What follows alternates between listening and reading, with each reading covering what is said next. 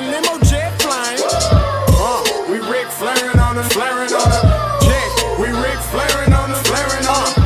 It's apparent these girls staring. I'm Ric Flairin', gold across my chest. I'm fresh to death, I'm Paul Bearing, not at all scary. One eye open like Betty Wops and fine to these Urkels that's going in like a carry shot. Woo! I'm going in like a Mary Pop off that Mary Crop at the top flow at the Marriott. So questioning me is like questioning you. See, we the best dressed, so come and get blessed with the crew. Not one but two, different ways to slaughter your crew. Committed tat across the chest, I guess she blessed with the truth. People want to see them checks, representation of proof. Living through my elders trying to resonate to the youth. But ain't nothing to get my flash on. Longevity is heavily embedded in my melanin. Layman terms, I last long. My grind repetitive, I'm smoother than real silk. Lyrical cash cow who can't cry over spilled milk. We in here. You're talking to the Rolex wearing, diamond ring wearing, kiss stealing, willing dealing, limo jet flying. We Ric Flairin' on us, flaring on us. We Ric Flairin' on us, flaring on us. You talking to the Rolex wearing, diamond ring wearing, kiss stealing, willing dealing, limo jet flying. We Ric Flairin' on us, flaring on us. We Ric Flairin' on us, flaring on us. This ain't no normal situation, this preparation with greatness. Industry full of fakeness, it's really up for the taking. See, life is what happened to you, more so how you take it. Don't get stripped of your knowledge and mentally leave you naked. I like to live otherwise. I'm sorry that I'm fresh to death. I put the polo and apologize. See, black son, we ain't nothing like the mother guys. Quit to socialize, we organize, then we mobilize. Off the deep end like a scuba diver. And no confusion, just keep it pushing like Uber drivers. Woo! Business fresh just like a supervisor in a Gucci visor. Can't find a smoother rhymer. You're talking to the Rolex wearing, diamond ring wearing, kiss stealing, willing dealing, limo jet flying. We Ric Flairin' on us, flaring on us. We Ric Flairin' on us. You talking to the Rolex wearing, diamond ring wearing, kiss stealing, willing dealing, limo jet flying. We Ric Flairin' on us, flaring on us. We Ric Flairin' on us, flaring on us. Yeah, DQ baby. Shout out that boy Nigga for that fire track. Hey, Black Sun, sun up. What's up, Vinny Vegas? What in Vegas? Yeah. Shout out Pharaoh's Kids. D-Face. Yeah. Bubba C. Yeah. Ric Flairin' on them. Ric Flairin' on them. Ric Flairin' on them. Ric Flair, son up, baby. Hey, yo, Scotty, you going crazy for this one. We see what you're doing, we salute you. Hey, let's get it started. It's backpack, capital one. What's in your wallet? Got a call from my man, A. Scott. I said I got it. Love that you highlighting all of these black colleges. Try to pay me for doing this. Look, bruh, if you don't get off my line with that foolishness, voice of the SWAC, pull up where you at, no cap. If the Brody is speaking, it's all facts. My advice, tune in to every show, Captain Petty, but we know that the sergeants are with the smoke. Speculate, just tell me what is we doing. Get into it, okay, look, I'ma say this and keep it moving. My boy Scotty, man, he off of the leash. Black grad, paying college, I'm glad that he called me. Walk it, cause we all been taught that talk is cheap. Even primetime knows Scott for the HBCU streets.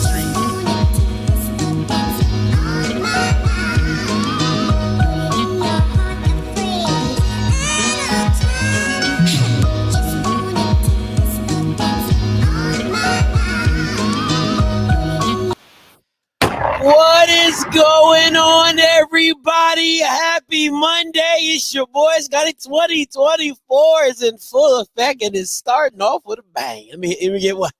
Bang, bang, bang. Hey, man, I hope you guys are having a wonderful Monday. I hope you guys are at work enjoying your... nobody really enjoys Mondays. So, I'm going to just leave that where it is. But I hope I can make your Monday more enjoyable. And I'm telling you, it's going to be a very, very interesting show. Let me get my graphic out. I'm going to start bringing these back. A lot of people like these. They like, Scotty, I get to move through the stuff real easy. So I'm going to bring these back for y'all. You know what I'm saying? It's hard work, but I'm going to bring them back for y'all. So that's what we're doing. So first and foremost, as you can see in the banner below, listen, the GoFundMe is still alive and well. We 30K, no delay. We are only a few dollars away from 30K. No delay, okay? And I'm looking for 1,000 donors, but I'll take the 30K.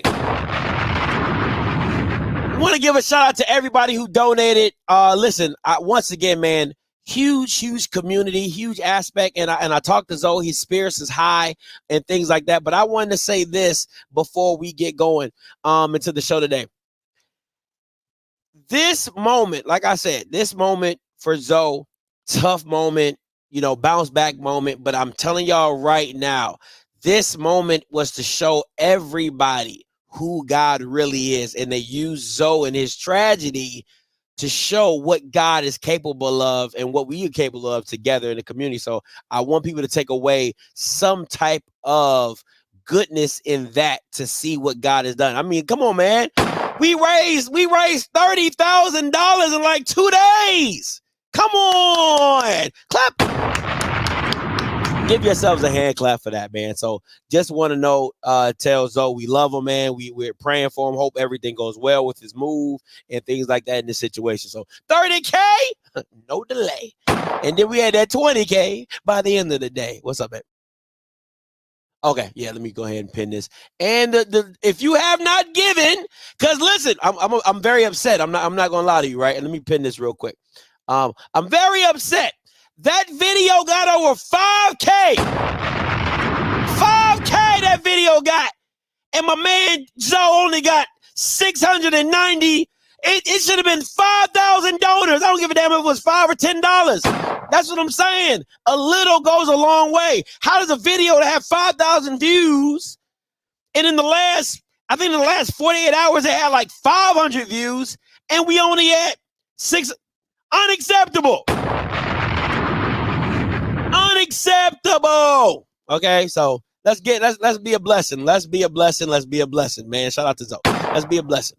All right, let's move on to the topic before we get into story time. All right. So now, listen. There's been a lot of stuff going around here in these past few days, and I don't think a lot of y'all have seen this, but this picture was posted with the comment by AD. She posted this picture on Twitter. Fox News wrote an article about it. But it says, caught Isaiah Major and Kula J, that's their Twitter names, in the weight room slacking on their push press, so I had to show them how it's done. Now, listen, you all know I'm not the biggest fan of Tiffany Dawn Sykes. I'm not, and it's not because of her. I think she's a great person. I don't know her personally, but I've liked her energy. I just didn't like how she got the job. I like this. Aren't we not asking she got some blowback and then she got some people in her corner. I'm one of the people in her corner. Cause to me, I'm like, and I'm gonna say this and y'all can say whatever. If this was a male AD, nobody has a problem with it. Maybe some onesies or twosies. But no, if she was a male, if her name was not Tiffany, but Tyrone Sykes, everybody be like, you see my AD? Yeah, you see my AD? He in there working in the middle of a coaching search. Because what kills me is this, man. What kills me is this, is that when she can't spend every waking moment looking for a coach, her due diligence is going to come out in the wash, point blank, period. Her due diligence is going, and if you hear my daughter, she's in the background running around, so if y'all hear some screaming and yelling, she's going to do her due diligence, and it's going to come out in the wash by who she selects. If she spends 24 hours a day, if she spends 3 hours a day, it doesn't matter. It's going to come out in the wash. So the fact of the matter is that people have a problem with her being engaging to the people that she serves. See, a lot of people don't understand who the AD actually serves. She is a mediator between the students and the administration. So these are her constituents. You can say whatever you want about what she did and what she didn't do and all this, that, and the third, but these students are her constituents. So the fact of the matter is that she can have these relationships with her students that are not inappropriate. She's just being fun, engaging, not being standoffish. That's half the battle, right? And listen, this is a single woman on Twitter showing that she got a little something in the back. You know what I'm saying? She might get hot at somebody from Tallahassee trying to get her a husband. Okay? Stop playing. She light skinned. She cute. She trying to get a husband. Ain't nothing wrong with that. You know what I'm saying? We still gotta live. But I had a problem with one thing. What is it about them Carltons? It's something about them First of all, both his names sound old. Both his names sound like they a snitch. Carlton Worthen. One of them little rich preppy dudes off them like 90s movies who be like, you don't like him? You know what I'm saying? Like, oh, Carlton Worthen. Oh, the third. Sickening. Right? He says, no, AD, this isn't the right PR for this moment. Post showing you're at work actively engaging in FAMU. Post showing you're at work actively engaging in. So she's supposed to have a picture of her looking over resumes. Like, that's what she's supposed to have. She's supposed to have a picture on Twitter of her looking over resumes like this. This is what she's supposed to do. Looking over a future head coach resume. Like the stupidness of this comment. The dumbness of this comment. Here we go. Here we go. Me finding our new head coach. Like, this dumb. Absolutely dumb. Yeah, like this. Like this is what she doing. This is what she doing. Pondering our new head coach. Stupid stuff. Stupid stuff, right? So Mr. Worthen says, how the program is solidly behind the intern. Post showing how moving forward FAMU is going to do all we can offer coaches the best. This is a dumbass comment. Okay? A big paragraph to say this is a dumbass comment. Point blank period. Right? Point blank period. Now, this is the guy. This is him.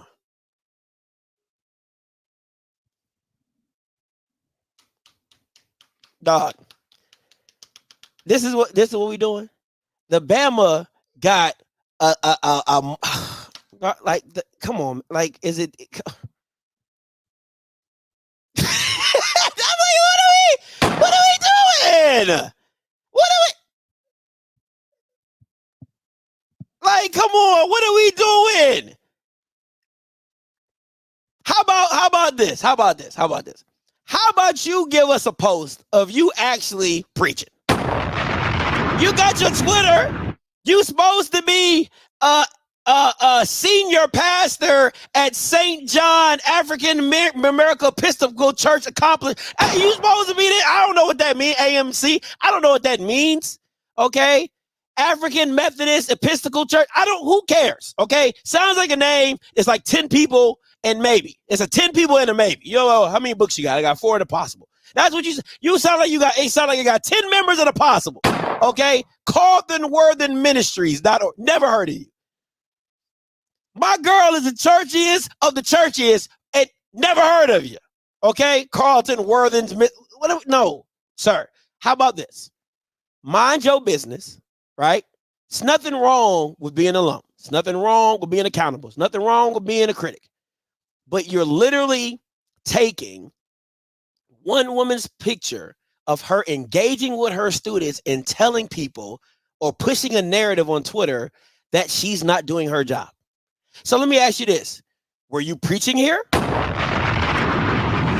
Why are you taking, why is your Bible not in front of you? I mean, if you want to play this game, let's play the game. You're sitting here in front of somebody. You ain't reading the Bible. Right? You don't got no Bible out. Well, you ain't got no clutter of a cloth to know that you're associated with God. Come on, man. What are we doing? I don't see no cross, no check. What are we doing? You don't look like a preacher. Are you building your church ministry being at this look like a calf? Are you building? I mean, these are legit. I mean, if we're using your logic, these are legit questions. If we're basing off looks, I would say you're on that Carlton Pearson church. That's what I would say. You're on that Carlton Pearson church. I'm just saying. I'm gonna leave it alone. Just saying. But at the end of the day, I don't appreciate the judgment of a picture of somebody's job. See how that works?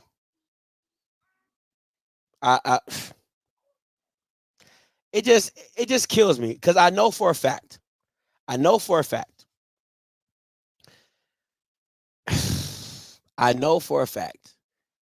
that if that dude was a male, taking that picture, the energy would have not been the same. I really believe that. It wouldn't have been the same. Simple as that. It wouldn't have been the same because I'm not saying, once again, I'm not saying Tiffany Sykes is the perfect AD, right? But like, did she need that for a picture taken in the weight room of her engaging with her students? Absolutely not. Absolutely not. But that's how people want to play it, and I don't appreciate it. I really don't appreciate it. Like, if you're gonna keep it on her job, keep it on her job, right? Like, if she makes the hire, you want to criticize, keep it on her job. But her engaging with her students, being an advocate or and just having an engagement with her students, that should give her some type of credit of being a very good AD who cares about her opinion. So that's just my little 2 cents on that one. That's just my little 2 cents on that one. But Carlton World, and he can have it. All right, for what you guys came for. Now, you know, nothing does me better than to have a story time about Dr. McNugget. Ooh, nothing does me better. Nothing fills my heart warmer than having a story time about Dr. McNugget. But let's go back. Let's go way back. Because I got to go back to go forward. That's you know how it is. I got to go back to go forward. So here we go. Let's talk about it. Because it comes back down. It starts and begins with Grambling's partnership with UEN or Urban Edge Network or HBCU League Plus. And let me just make a disclaimer, since, you know, #.media, I do have a media contract with HBCU League Pass Plus. I want to make that very clear. I want to listen. You can say whatever you want about me. I'm gonna keep it a square. I'm gonna keep it a bean. All right. I would tell, if HBCU League Pass start doing some effed up stuff, I'm like, hey man, they doing some effed up stuff. Like when they did that thing with the white girl, you know what I'm saying, with Grambling, they put a white girl. I'm like, yo, you couldn't find nobody. You couldn't find nobody else but a white girl to promote HBCU volleyball. You couldn't do nothing else. Like, you know, like, that's me. All right. I'm holding accountable both ways. But let's talk about this, right? It all started with this partnership with Grambling and UEN. Now, mind you, this started in February of 2022. And if you recall, FAMU had it at the same time, maybe about a week or 2 weeks afterwards or before. Either way, however it went down. But they were in that same boat as well. Now, let me give you some parameters as well. UEN has broadcasted games for Grambling. Football games, spring games, they've done it. All right. Now, UEN in the partnership with Grambling was accused of stopping the SWAC getting a Pepsi deal. If anybody wants me to bring up those receipts, I am more than welcome to do so. Because you know I got them, okay? And then the last but not least is UEN Urban Edge Networks is currently suing the SWAC for damages, right? They're in a whole lawsuit where, because let me tell you how it went down first. The SWAC sued Urban Edge Network. That got thrown out, right? Then the Urban Edge Network turns around and sues the SWAC, and we're here. This, and we're here, right? So I got to go back to go forward. Now, let me tell you this. All right, now SWAC and HBCU go, right? Got to give you context. Started August 2022. They have also broadcasted football games for Grambling as well. Has the rights to all sports in the SWAC and currently has a 10-year, $120 million deal. Ain't nobody seen that check, but hey, to each his own. All right, so everybody understands where we're at. Gotta go back to go forward. Now, this is where it gets good. It's where it gets good, right? This is where the story time comes into play. Now, recently, Grambling has lost their president, Gallo. He has gone to the ULS system. He's been like the president or whatever there, right? So, once he leaves, Dr. McNugget's like, hey, this is a perfect time to make my move. Now, I told you that this started in 2022. We're in 2024. We're in 2024. We're in 2024, right? 2 years later. So, this is what Dr. McNugget sends the new interim president in regards to the deal. Now, hope you all can see this. I'm going to zoom in a little bit more. All right, let me zoom out. All right, let me read this to y'all. It says, Dr. Charles McClellan. This is high level shit right here, okay? This is strictly off an email that I received because, Fox News says documents obtained by Fox News. So this is documents obtained by Offscript Media Group, okay? So he sends this to the president and says, Dear Dr. Walton, it has come to the attention of the commissioner's office of the SWAC that the Grambling State University plans to broadcast an upcoming Grambling basketball game on Saturday, January 6th. Let me make sure so y'all can follow along. Let me see if I'm where's my, I ain't got no cursor. All right. January 6th on HBCU Plus. Please find the attached recent article where fans are encouraged to watch live Grambling basketball, blah, blah, blah. As you are aware, now mind you, this is 2022. We're in 2024. Okay.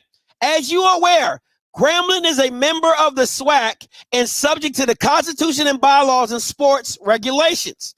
Grambling is well aware that the SWAC bylaws grant the SWAC exclusive right to negotiate national broadcast rights on behalf of SWAC member schools.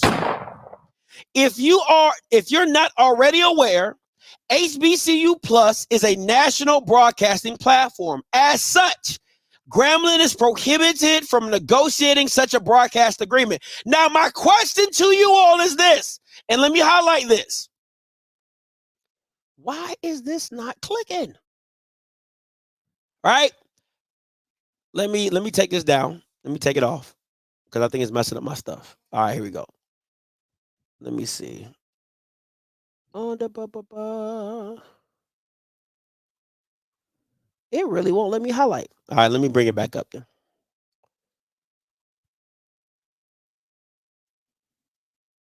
All right, here we go. So let me zoom in on this because it says, as such, Grambling is prohibited from negotiating such broadcast. Now, my question is this.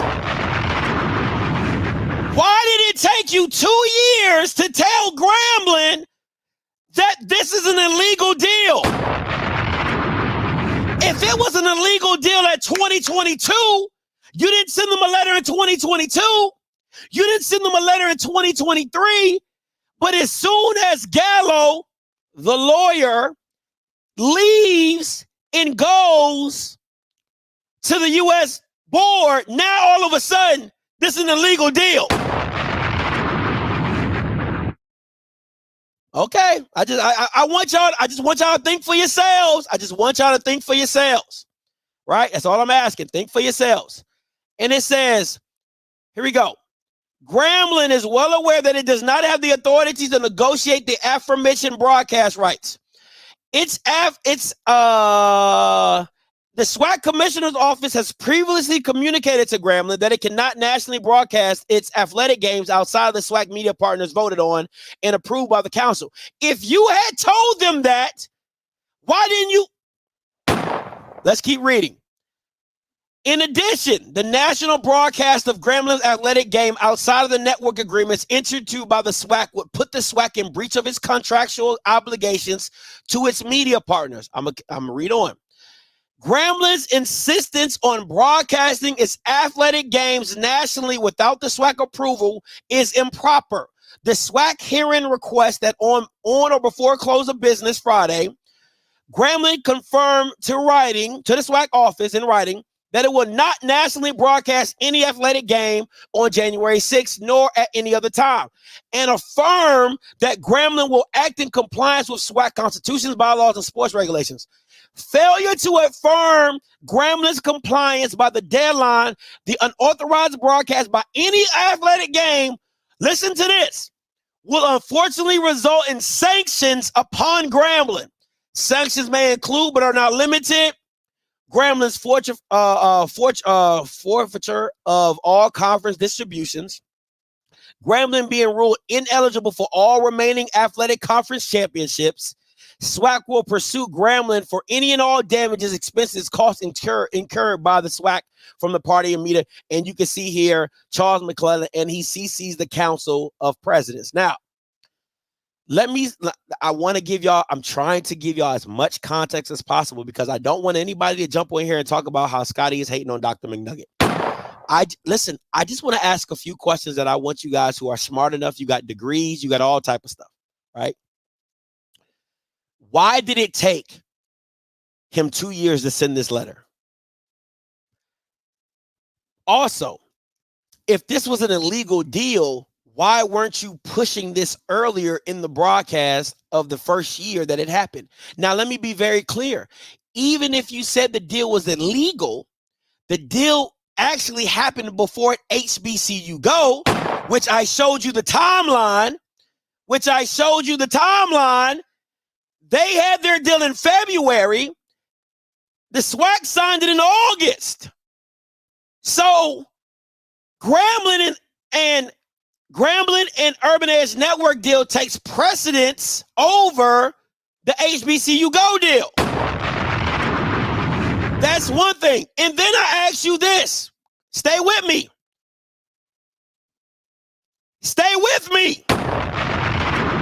I'm going to ask a simple question, and I hope all you guys are smart enough to answer.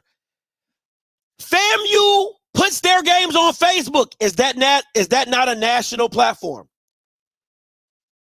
Valley puts their games on YouTube. Is that not a national platform? UAPB has a third-party platform that they stream their games through. Is that not a national platform? Just because it's a paywall does not make it not a national platform. What's the difference between what UAPB does and Flow Sports? I will continue. Southern does the same thing. Alabama State puts their games on YouTube. Alabama A&M puts their games on YouTube. I'm just asking a question. If you're telling me that you cannot nationally broadcast the games, why are these platforms not all written? Why don't these platforms all get the same letter? Why don't these platforms all get the same exact letter? Because YouTube is a national platform. If you put something on the internet, it is a national platform. Maybe some people don't understand what national means. It means it can be seen outside of your local area. People in China can watch the game. So, my next question is this. If you're the commissioner, right, And once again, I want to be very clear. I have a relationship with Urban Edge Network, so I can call and ask. And one of the co-founders, Mr. Pell, said, hey, Scotty, tell them that for Grambling not showing the game on our platform, they lost $30,000. I'm going to say that again, real slow. Timestamp this. They lost $30,000 for not putting the game on due to sponsors and advertisers and things like that. Now I ask you, you might say, Scotty, $30,000, that ain't shit. What is Valley getting for putting it on YouTube? What is Bethune-Cookman getting it for putting it on YouTube? What is UAPB getting it for putting on a paywall? I'm asking all these platforms that I brought up, do you think any one of them made $30,000 for broadcasting their game? I'm just asking for a friend. Now, this is the same commissioner, because mind you, I want to be very clear. HBCU Go, listen to me when I'm telling you. Listen, please. And Dave, no, me and both Dave are monetized platforms. We know how much money you got to make. We know how many views you got to put up to make 30K on YouTube. It is outrageous. Okay? Outrageous. You got to be in the millions of views to get 30K. It's ridiculous, right? I just want to be clear. So, what I'm asking is this: what platform on any of these channels or any of these schools would have made 30K by putting it on their paywall? Now, mind you, Jackson State is the hottest thing since sliced bread. They won't even make 30K if they put it behind their own paywall. I want to be clear when I'm expressing, because I don't want anybody to come off and say, Scotty, you're hating. I don't give a damn if it was $10,000. Like think about it. This is SWAC basketball. A SWAC basketball team making 10K per double. Now, mind you, HBCU Go owns all the rights to basketball. They own all the rights to secondary rights to basketball. I say again, they could put on all these games. They could have put on FAMU. They could put all their games on their platform. And I'm asking for the people in the back, how much money do you think they will get? People still haven't. I've heard from different administrations, they still haven't seen an HBCU Go check. Okay, but I'm the bad guy. Let me show you the response to the letter by Urban Edge Network. Let me show y'all that. Let me show you the response letter, because it gets better. Oh, it gets better. Oh, I got some stuff coming down the pipe, boy. Lord have mercy. Let me get this response letter pulled up real quick so y'all can see. All right, here's the response letter that Urban Edge and their lawyers sent back. And this is all exclusive. I should have put the Offscript logo behind it or something. You know how Bama's be stealing. Right? So here we go. Let me share my screen, because somebody gonna edit me out and talk about what they found. All right. So let me zoom in. Let me zoom out. All right. Let me bring this down.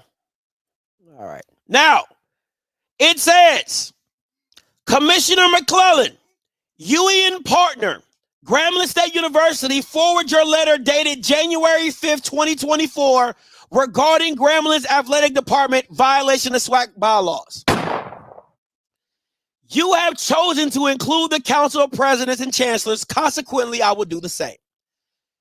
Your letter asserts that Grambling is a member of the SWAC and subject to its constitution, bylaws, and sports regulations. You also mention, as authority for the SWAC's position, the media partner agreements voted on and approved by the Council of Presidents. Unfortunately, you did not identify any you did not identify any language in the identified documents that support your position. In order for Grambling to consider your letter properly, please provide citations to each document that supports your position. So essentially what he's saying is cite your source. Where in your bylaws does it say that? If you remember the letter, there is no citation of the bylaws in the letter that was sent to Grambling.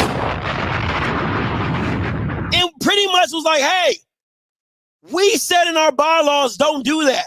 So don't do that. And now they're coming back and saying, please show us where in your bylaws that it says that. Continue. I am certain the council that the council presidents and chancellors who would be subject to the same provisions would like clarification on this issue, especially since you propose draconian sanctions if the alleged regulations are not followed.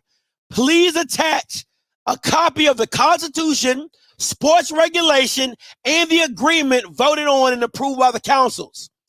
It gets better. Oh, it gets better. As a courtesy to you that was not extended to the president, Dr. Walton, I will give you 3 days, not 1 day, until January 8th. Ooh, is that today? Is that today? I think that's today. Ooh, that is today. January 8th to provide the documents and references requested. Consequently, Grambling agrees that it will not broadcast the January 6th games. Please note that there is another game on January 8th. I am certain that you can provide the documents requested and cites to the governing position before the January 8th game. Eduardo G. Roy. Now, if y'all need me to get crazy with this thing, all I'm gonna say is this.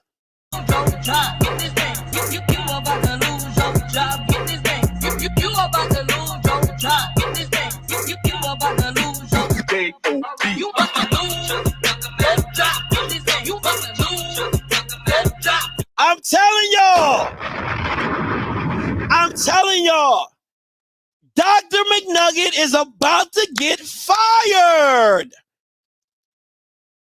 And what really bothers me is this. One more time.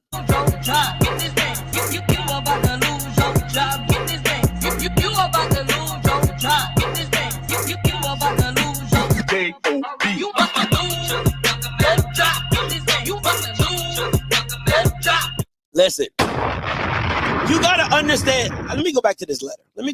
Because you really got to understand what he's saying right here. You got to understand. I got to zoom in. I want you to understand what he says. He said, I am, let me blow it. Listen, he said, I want y'all to get this. He said, I am certain. Right here. He said, I am certain that the Council of Presidents would be subject to the same provisions and would like clarification of this issue.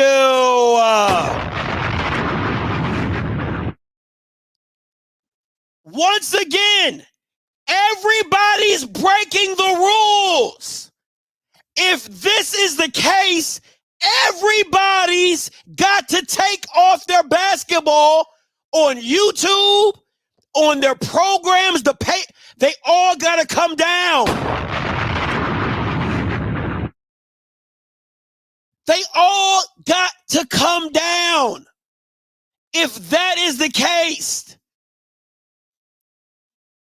So all that YouTube and stuff, you got to stop it. Can't stop it. Now, this is what I'm saying. This is where it gets interesting. Because if you tell schools they can't broadcast and then HBCU Go is not broadcasting it, then what? You just made a deal with an entity that you gave all basketball rights to, all softball, all badminton, all hacky sack, all bowling, all field hockey. God damn it, you gave them the little cornhole game. And if you tell every other institution that they cannot broadcast their game, HBCU Go is not capable of broadcasting all their games. That means nobody is watching anything unless you're at the game. And I'm going to say it again.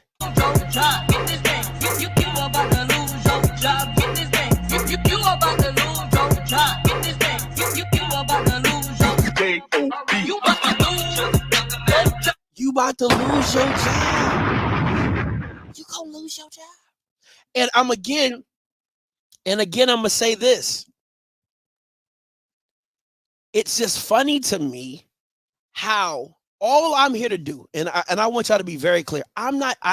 Listen, I don't have no personal vendetta against Dr. McNugget. But what I do have a problem with is that you guys are being taken advantage of because of what you don't know. And that is the biggest frustration. It's this for me, right? Because it's the cult following behind the commissioner. I keep telling y'all treat this man like he's a pastor and he can do no wrong. And these are some of the things that I hear that I know Jim Jones heard the same stuff, right? He's always right. They're attacking him. They don't understand him. He's a good guy. He's trying. No, he does not know what he's doing. And you're I keep telling y'all, who, if you had an employee that worked for your company, that got you into lawsuit after lawsuit after lawsuit, trouble after trouble after trouble, how many chances is you gonna give this Bama? And what's really funny to me is, I'm just keeping it in the buck. Let's keep it a whole buck. My daughter said keep it a buck too. If I was able to get this email, my question to you is does Fox News report this? Now, mind you, I can go to an article that they got directly from the commissioner. Oh, I'm preaching today because I want y'all to understand where I'm coming from, of why I keep telling y'all I call them Fox News. Now, you're the mouthpiece for the SWAC. You're sponsored by the SWAC. You do all the stuff for the SWAC. Media Day, highlights, peps, all that dumb stuff for the SWAC. Why haven't you wrote an article about this? This happened what? Friday? I've had this letter since Friday. It's Monday. Why haven't what? It's Fox News. It's Fox News. They got the big platform, #1 digital. Why haven't they written an article about this? Why didn't the commissioner slide them the email and say, "Hey, write an article about"? Because I can. Okay, y'all don't believe me. Y'all don't believe me. I got something better for y'all. Y'all don't believe me. It's okay though. I got something for y'all.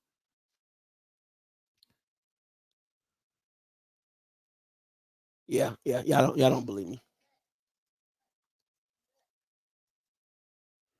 Let me pull up the article so I can show y'all.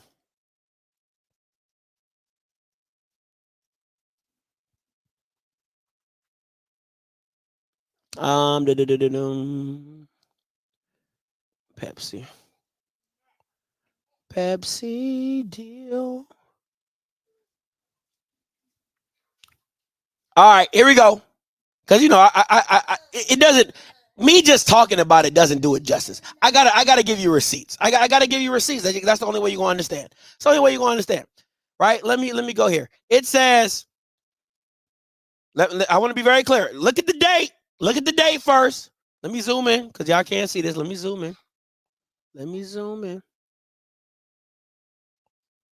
All right. It says all these damn ads. Oh man. Here we go. God dog, man. A company claiming its rights to broadcast. Look at the date, April 18, 2022. Let me see. Keep going. Here we go. An attorney representing Urban Edge parent sent a notice to the SWAC on April 14th that a filing suit against the conference. The document, let me highlight this, obtained by HBCU Game Day, improper and illegal interference with you ain't expected. So that means you got it. Here we go. It gets better. I'm telling y'all, I got receipts for everything. Dr. Charles McClellan sent a copy of notice from the attorneys, presidents, and chancellors. So, do you not? Boy, listen. Listen. Y'all gonna hate me today because I'm out here doing a research paper. Don't you remember he CC'd the councils and presidents? He CC'd them. So the same way HBCU Game Day, Fox News got that article, how could they not have gotten this article? I'm just asking a question. Because sometimes you all act like I just be making shit up on here, and they're like, Scotty, you got to be a conspiracy theorist. I say no. The history tells me they're able to get said information. And if once again, I'm going to go back and read because reading is fundamental. It says, Dr. Charles McClellan sent a copy of notice from the attorney to the president chancellor of conference. The letter informed, when you tell me that the letter informed, that means you got that letter. His correspondence read in part. They copied and pasted his response in the article.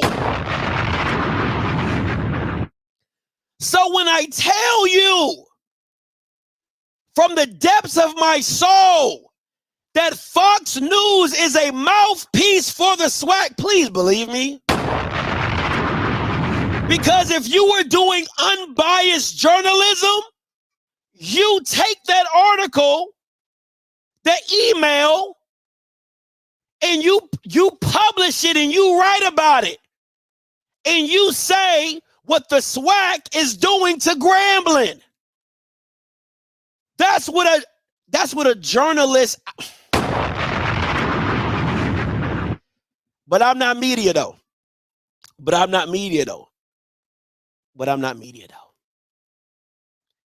Let me tell you why. Let me explain to you why this Bama should be fired. When your resume look like this, let's break this down. He stops Grambling from making $30K per doubleheader shown. Now, you're the SWAC commissioner. The whole premise of what you do is trying to get the schools to make money. And in deliberation, you defiantly stop Grambling in making money on their own. Okay. Now, mind you, listen, it gets better. Make sure you listen. I'm telling you, I got all the facts.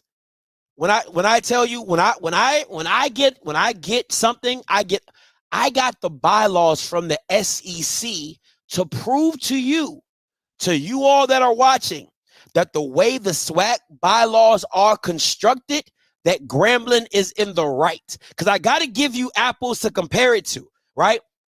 I got to show you what somebody else's bylaws, who does media contracts the right way, looks like compared to nigga shit. I'm sorry. I got to call it a spade a spade. I'm going to give it to you what it looks like from the Caucasus Mountains, and I'm going to show you what it looks like with niggas. Okay, here we go. He makes a $750K deal with GM, an exclusive deal for 12 schools. Do the math. Neither here nor there. Do the math. sells HBCU Go secondary rights for everything. Absolutely everything. They own it all. Your underwear, your pay-per-view rights, your video on demand rights, they own it all. There is no piece of the puzzle for the secondary rights that anybody could parse out unless HBCU Go gives them the access and is in a lawsuit on behalf of the conference. Now, mind you, it gets better. If you recall, they are almost about to get sued again by the Southern Heritage Classic for putting this. Come on, man. I don't understand how people are still on this man's bandwagon. How, if I got as many chances to F up and get paid $300,000, he gets paid $300,000 to fuck shit up. I need y'all to think about that. He gets paid $300,000 to fuck shit up.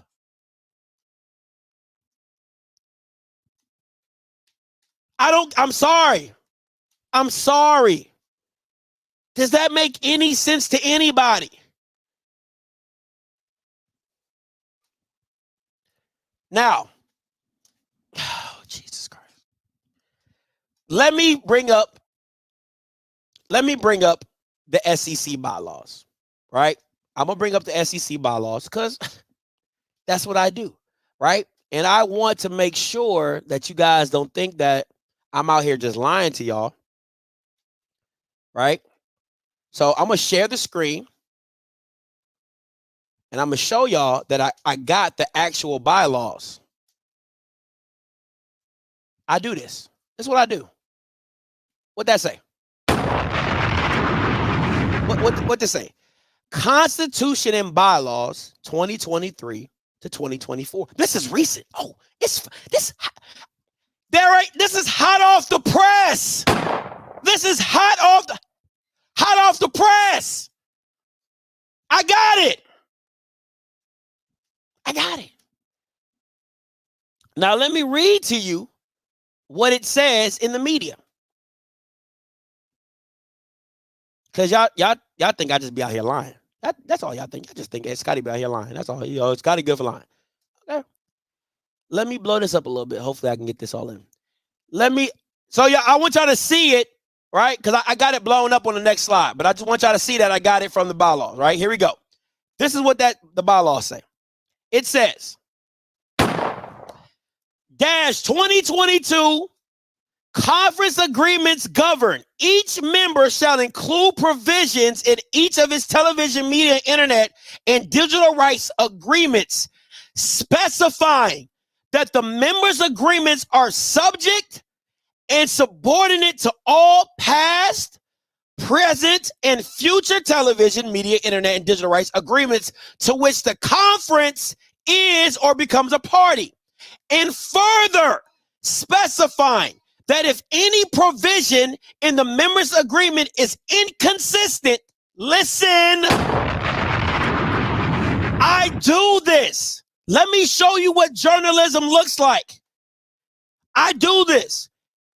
If any provision in the members' agreement is inconsistent or conflicts with any conference agreement, the conference agreement shall supersede the provision in the members' agreement, such that the superseded provision shall be of no effect to the extent of any such inconsistencies or conflict.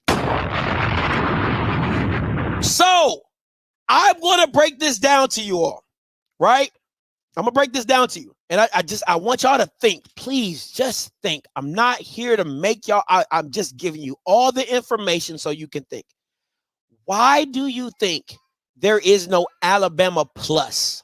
Why do you think there is no Alabama paywall or a University of Arkansas paywall to where you have to pay to watch the game, right? There is none of that in the SEC. There's none of that in the Big Ten, right? Because the media deals take up all that content, right? and the conference is like, hey, we got y'all, right? That's why you don't see.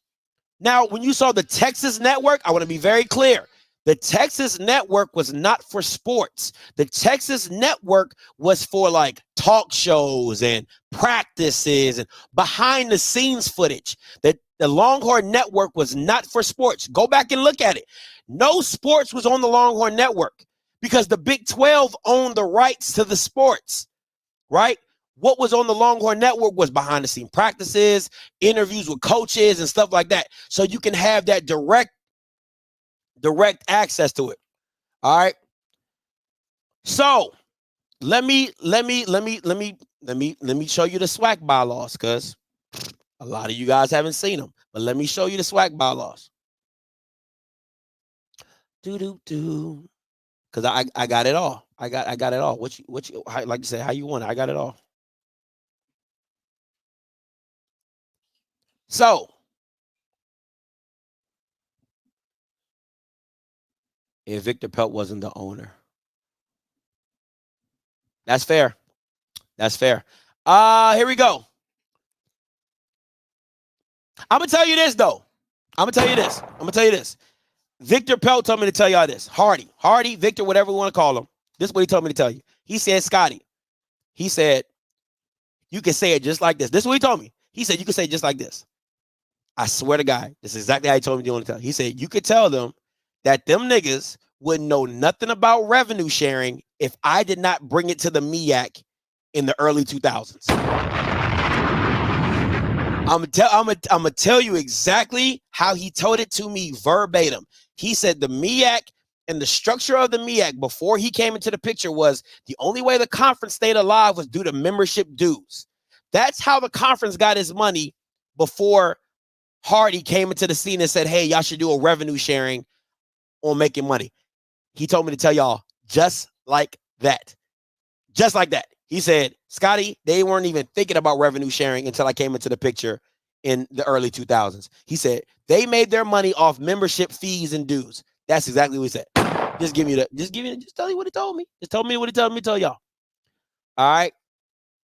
Let me go to the.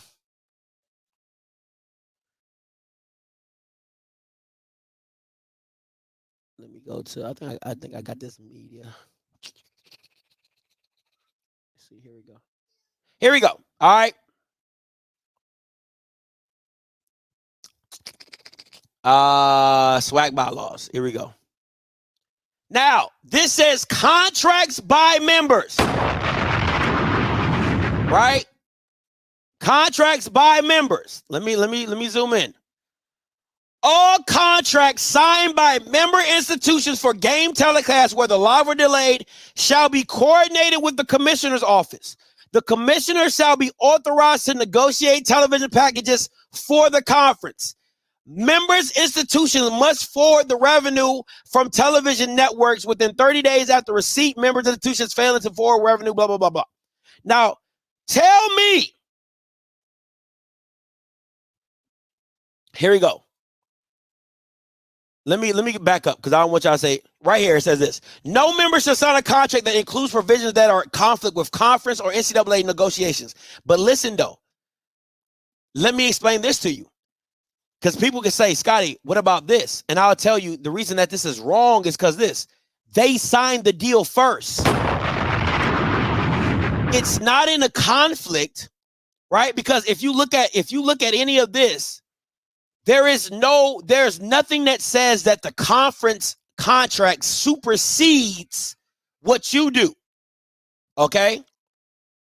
Listen, there's nothing that says that the SWAC supersedes. That's why I sent you, that's why I gave you this, right?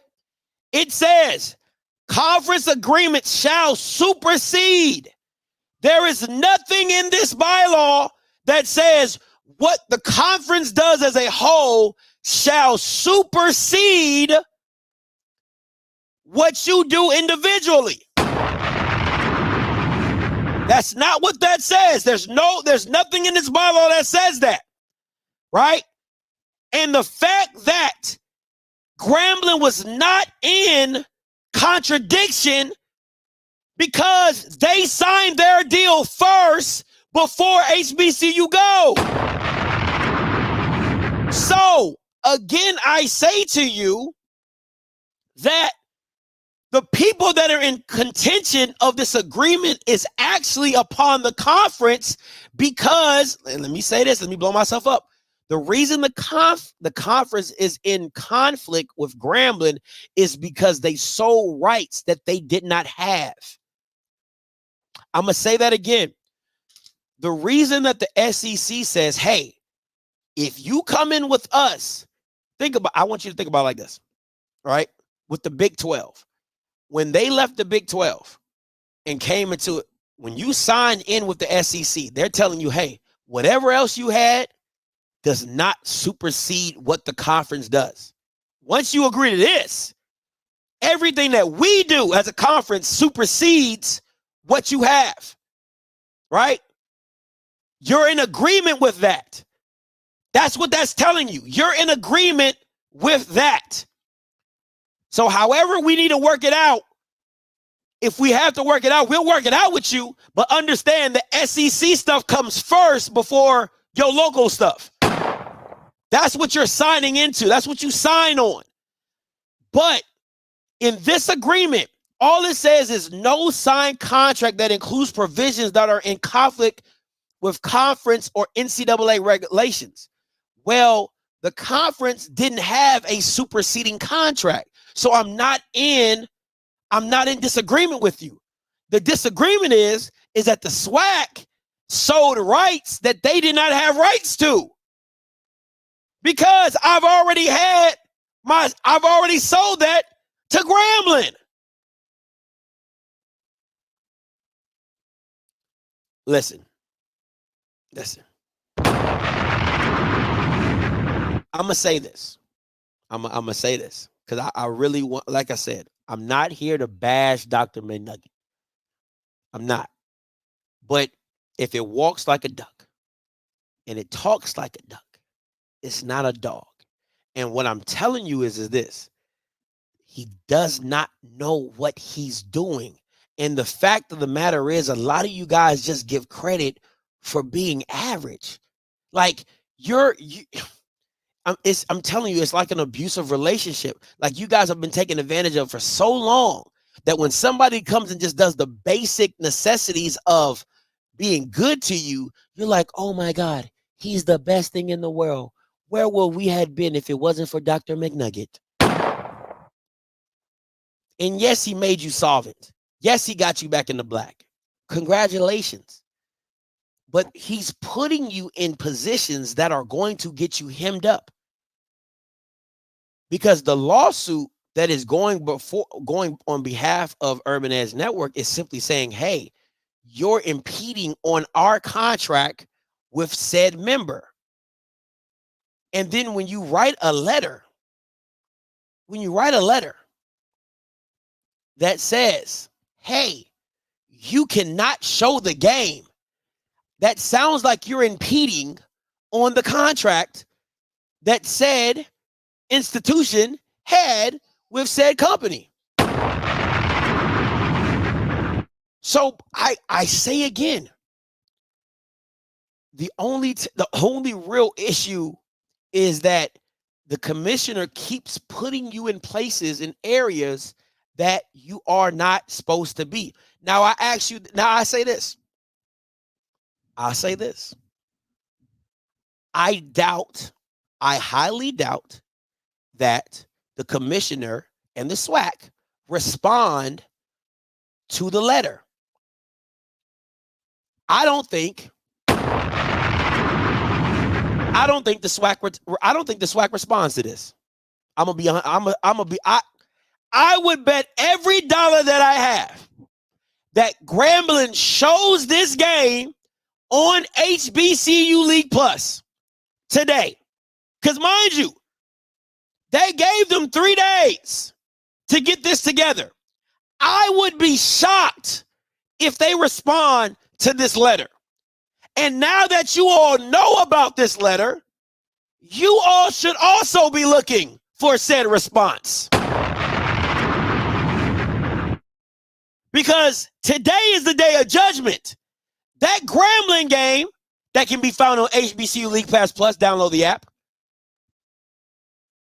is going to be shown today on HBCU League Pass Plus, download the app, just to show you that the commissioner does not know what he's doing.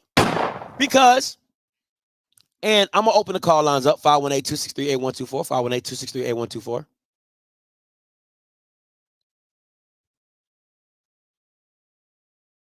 My thing is this.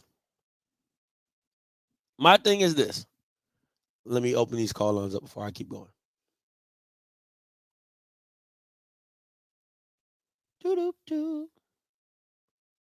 My thing is this, right? And let me text Mr. Pell, see if they showing the game. Hold on.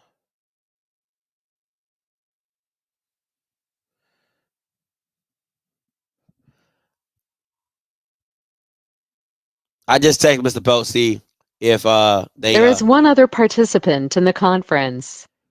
All participants are muted. Eduardo is their lawyer. Eduardo G. Roy is their lawyer, right? I'll be surprised if they don't show this game, because anybody from HR, I need somebody from HR to somebody who's really dove deep into HR. Like, this is what you do on a day-to-day basis. Because from when I remember is if you're about to fire somebody or if you're about to let somebody go based off a violation, you cite the violation in the termination agreement. Like, hey, you violated section 2, paragraph 3 of the Offscript media handbook. You get what I'm saying? Like, it's the same thing in the military. They cite every time you get in trouble, and anybody been in the military, anytime you get in trouble, they will cite the code of conduct of what you broke. You broke article blah blah blah of dress right dress or being. They cite that, and if you read the letter, there is no cite. There's no. They didn't go to the. I brought you up the bylaws. There was not. Hey, you violated section 2.2 of the SWAC bylaws that states da da da da. There is none of that. It's literally just saying, hey, you violated the bylaws. Don't do that. I'm just, like I said, I'm just here to, all I'm here to do is give y'all the information. JB, coming to you. Hey, Scotty, how you doing, sir? What's up, man? Not much, sir. Okay, first of all, Happy New Year. And thank you for bringing in this show on the first Monday, I guess it's the first like real Monday or Tuesday. Well, I don't know, my second Tuesday. Anyway, I think we're talking about this topic. Okay, so first of all with this, right? The first thing I thought about when this story came up was people giving schools crap for quote unquote not coming home. Now, this is a old topic. I'm going to keep bringing it up. When people talk about, well, they need to come on home to an HBCU conference. If this is the kind of business that's being done in our conferences, why should they? Why should they come home? You see, a few schools in particular are getting dragged on social media religiously for trying to be like white folks. But if this is the kind of business that our schools are doing, then why are we dragging them through the mud again? But let's bring up the SWAC for a second too. I think you're right about the. I think we're right about the worshiping piece. In terms of like following like his Jim Jones blind following stuff. But see, this is where the stuff comes in as well. And stay with me on this one for a minute, Scotty. Where is the deterrent that's going to take place? And here's what I mean by the deterrent I'm talking about. Other conferences do foolishness like this. Guess what? Their members either A, take steps to remove leadership of that conference, or B, they leave. Or B, they leave said conference. Let's be honest with a second here. Let's be honest for a second here. Are our schools willing to do either part of this? Are our schools either willing to leave the conference, or are they willing to get the presence removed? No. And here's the reason why I'm saying this. And I'm really about to go there for a minute. Whenever someone brings up bad practices, people always say, well, we got to support the black man, and we cannot take the black man down. No one ever talks about the bad business practices we do because we think that if we bring that stuff up, we are quote unquote embarrassing Black people. And people are so culturally attached to the color of the leadership and to the color of the conference. They're not asking any questions about revenue sharing. They're not asking questions about linear TV deals. For them, it's just about keeping it Black. 24/7, 365 days a year. If McClellan is doing these things that he's doing, he should be gone immediately, or the members should try to seek other homes. But we don't want to do that because we always want to stay where it's Black. We always want to stick around our people and our culture. And if the leadership knows this is how we are in terms of school leadership, in terms of school alumni and fans, why should they do anything to get better? Yeah. Now, what Grambling should do, they should show the games tonight as planned. Because guess what? Based on letters you saw, if nothing was given by this day, they should go on as business as usual. They need to do that. And I do that right now with no hesitation. But for us as a people and as alumni, as a fan base, it's time to get business together. Because until we are willing to do what needs to be done in order to get these things changed, whether it's like leaving, whether it's like voting no confidence, getting people kicked out of office, and really taking things seriously, these things will continue to happen and no change will be made. I'm not being negative. I'm being honest because that's how business works. If you're not willing to do something, jump ship. It's not up to us to quote unquote stay and support them through this tough time. This ain't no damn tough times. This is bad business practice coming to head and people for years not doing anything about it because it was more important to support Black and support Black folks than it was to actually get proper business done.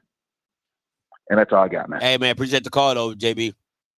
No, JB has a great point, and so does Mr. Levette. Like, that's the thing. It's that, Mr. Levette. Let me try to answer this in my best way possible. It's okay. It's like me with my taxes, right? Like, I'm doing business taxes. I can't stand them. I don't understand it. I don't. I pay somebody to do that for me, right? And if they mess up, I don't know that they messed up because I don't know what I'm doing. How can I check a CPA or a tax accountant about taxes that I know nothing about? That's really where you're at with the presidents and chancellors and counselors. They don't know. So how can they check another guy who he don't know? He knows just enough to tell you what you don't know and make you feel like, dang, like, I really don't know, right? So that's the exact same thing that I'm going through with business taxes. Now, for me to understand it, I gotta learn it, right? I gotta pay somebody to teach me business taxes so I understand. At least I know what I'm looking at. At least I can tell you what a K1 is. At least I can tell you what a 1040 is. At least I can, because if I never learn it, then you're allowed to dupe me however you want to. You're allowed to dupe me and you can tell me anything and this is supposed to be, but I got to learn. Now I got to learn. And that's the thing with the presidents. Yeah, you got all these doctors and all these PhDs and all that, but they don't want to learn the business. They don't want to learn the business of what it takes to understand media, nor are they willing to hire a consultant to say, hey, is he doing the job right? Because J. Cole said it perfectly. I got to hire an accountant for the accountant. So it's the same thing. The SWAC should be hiring a consultant just to say, hey, is this ninja doing it right? Joe, then Rocky, coming to you. Hey, what's going on, Scotty? What's up? This is a question I got. Did Grambling let the SWAC know that they had a deal signed? Or did the SWAC just do the deal and did not let nobody know that they was doing a deal? That's a good question. You know what? Let me tell you. You know what? Go ahead. Keep going with your point. I'm gonna reach out to the CEO. That's all I want to know. Cause if Grambling did the deal, they eventually had to let the SWAC know they did the deal, right? Yeah. So either the commissioner just did the deal and just said, look, I did this deal, y'all just sign it. And then let nobody know. Just told them, look, I got a TV deal, and y'all just sign it. You know what I mean? Or did Grambling let them know? Because I'm pretty sure when Commissioner did the deal, if Grambling told them about the deal, they should have knew. Commissioner should have knew about the deal Grambling had. That's a question I want to know. That's $1 million question. No, no problem, man. No, Joe. And I'm trying to get that. I'm gonna get that answer for you. I'm texting the co-founder right now.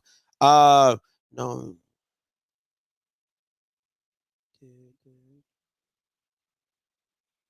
All right, Rocky, coming to you.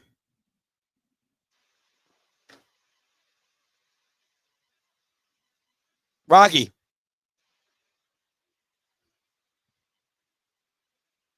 Hey, Rocky, call back. I can't hear you. That's what it comes down to. The co-founder said yes. He said, to my knowledge, yes. February 2021. So not 2022. I apologize. February 2021.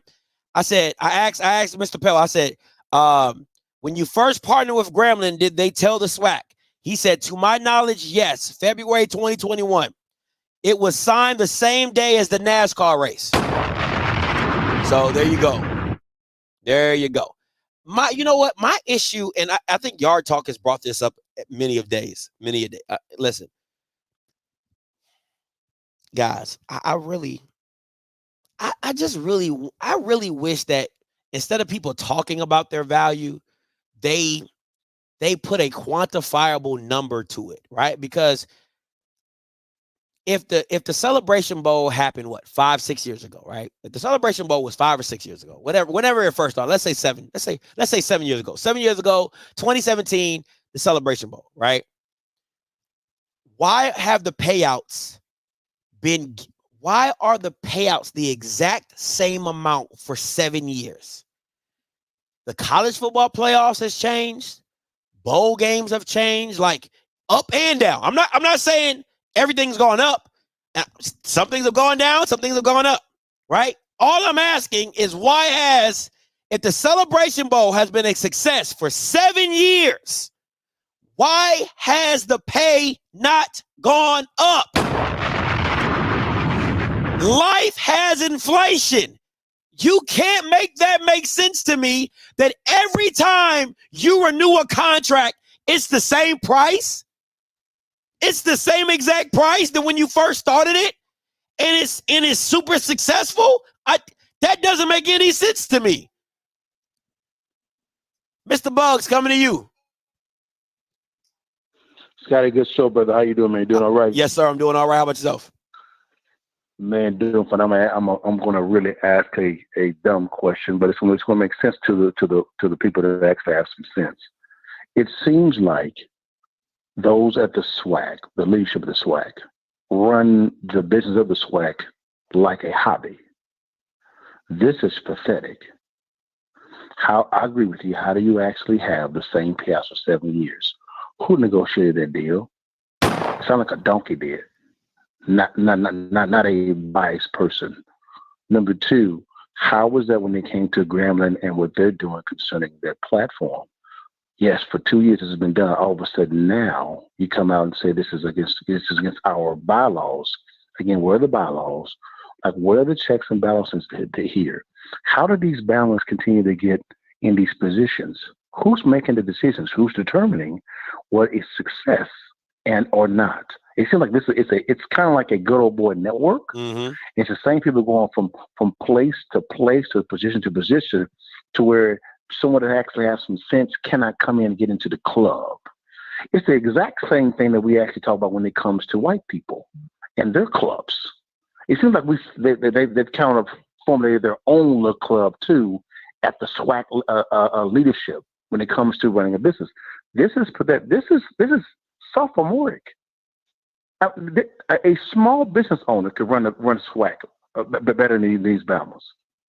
I agree. I mean, just because you have some credentials of doctor and this and that doesn't mean you know how to run a company. Am I tripping? Am I off? No, Mr. Bugs. It's like this. The SEC had a 10-year deal with ESPN. After that 10 years, they didn't get the same price. Hey, man, listen, we really like that $100 million deal you did. Can we just do another $100 million?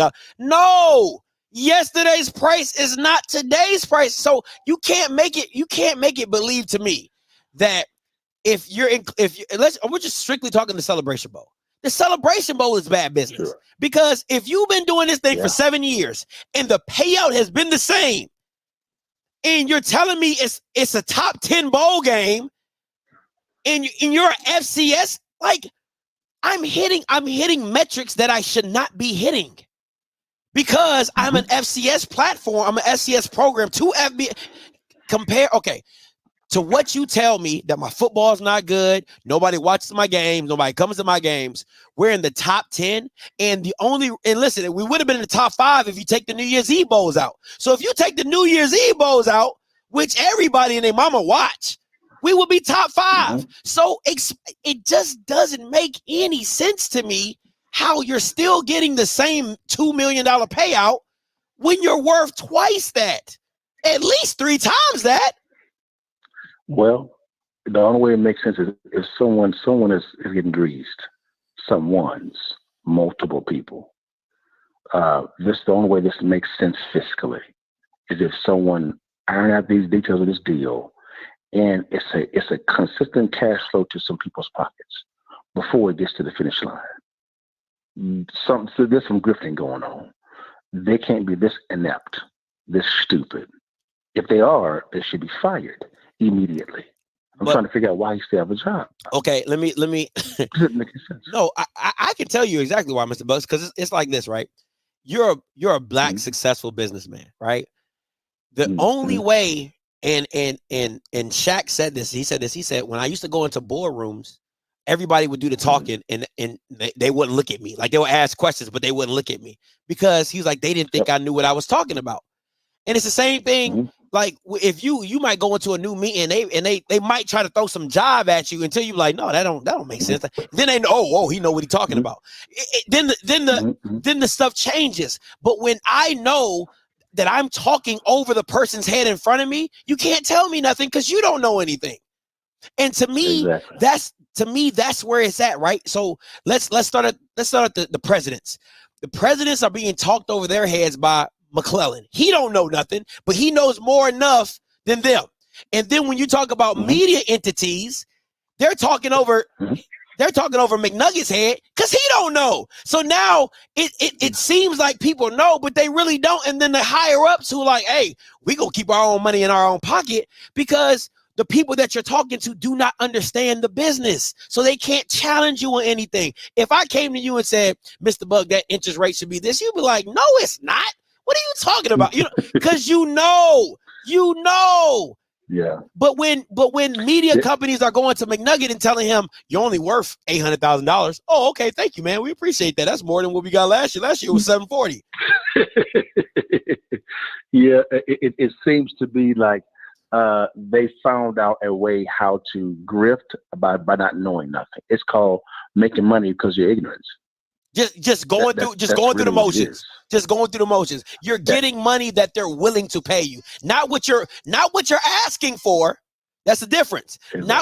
Not what you're valued at, not what you're asking for, but what you're willing to give me. And you as an investor know, if I come to you and you're in a trouble situation, just like you do to Mike, hey Mike, I got a loan for you because you're in a hard spot.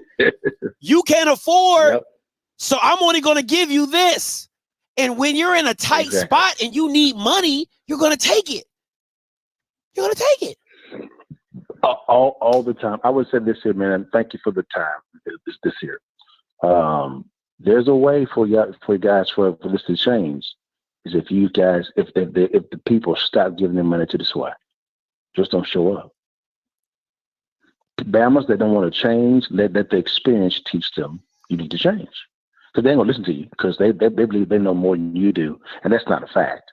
I believe there's someone in this chat that can run the SWAC better than Big Nugget right now. I agree. They run it better than him right now. I agree. And number two, guys, we have 280 people on this live right now. You guys are liking the content of Offscript Media and Scotty. And for those that have given to Zoe, thank you, appreciate you. We got 208 people on this board. 208 people. Guys, hey, if you have not given to Zoe and his family, he lost everything. He started over from scratch. He's one of ours. If you hadn't given to Zoe, please donate $5, $10. It goes directly to that family. They need us more than ever right now. Scotty, man, thanks so much for the time, brother. Thank you, Mr. Bugs. Appreciate the call. And absolutely, yes, yeah. We got 400 people on here. Hit the link in the description. My boy Zoe had a house fire. We're trying to get to 30K, no delay, right? I preferably want to get to 1,000 donors, but hey, I'll take the 30K, no delay, but I would prefer 1,000 donors. Let me say this, and I agree with Mr. Levette. It is hard to negotiate a position of power when you need money and you're dependent on those funds. I agree, right? I absolutely agree. But to me, I look at it like this. If you've already been used to having a shoestring budget, it's like this. I'm already broke. I can't get no broker. You already broke. You can't get no broker. Well, you probably can, but you're broke, right? That deal you signed with HBCU Go, ain't seen a check. Right? So at some point in time, but the thing, Mr. Levette, the leverage that okay, let me say this. I agree with Mr. Levette, but a small chink in the statement. The leverage that HBCU fans, the leverage that HBCU football has is the fan base that comes with them wherever they go, right? So essentially, it's like this, right? This is how I feel. This is how I feel about it. When you go, if I'm the commissioner, right? If I'm the commissioner and I go to a Peacock, or if I go to an Apple, if I go to Amazon, whatever, right? They might say, well, you have this or you do this. And I'll tell them straight up, like, I have a fan base that will pay and do whatever to watch the game.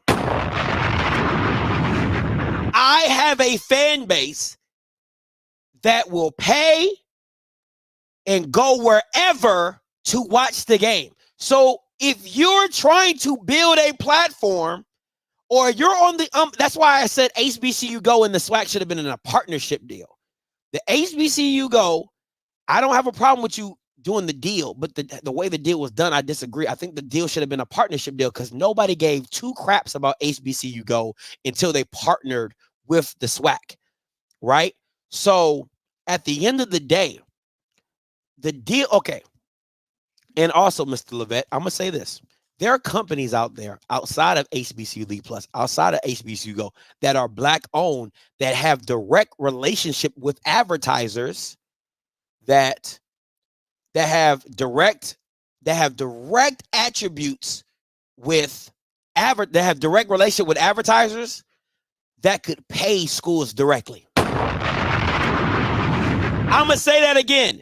There are Black owned business media companies that have direct relationships with advertisers that would be willing to partner, and they have the relationship. And listen, I don't got to promote Urban Edge Network.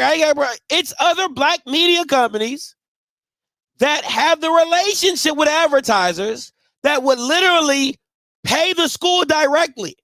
So FAMU with their Rattler Plus, you take that Rattler Plus, you combine it with the Black-owned media company, and now you have advertising that is advertising dollars that are being funneled into your school. You're talking about $300,000, $500,000, $1 million in advertising that you can fund. People, what's frustrating to me is this. I talk, listen, I'm telling y'all can say whatever you want. I talk to people that run $1 million corporations in media, and they tell me all the time, Scotty, there's no reason for HBCUs to be broke. There's too much money out here for Black media for HBCUs to be broke. And there's a way to fix it. There's a way for schools to be getting 10 to 20, 40, $50 million deals for them individually.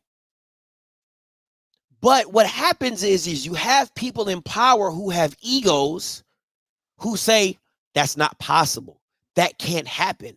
And so they limit their thinking to only thinking ESPN's the way or Fox Sports is the way. There's multiple entities that do this. That really all they need is your content to say, hey, here's $1 million, here's $5 million, here's $10 million.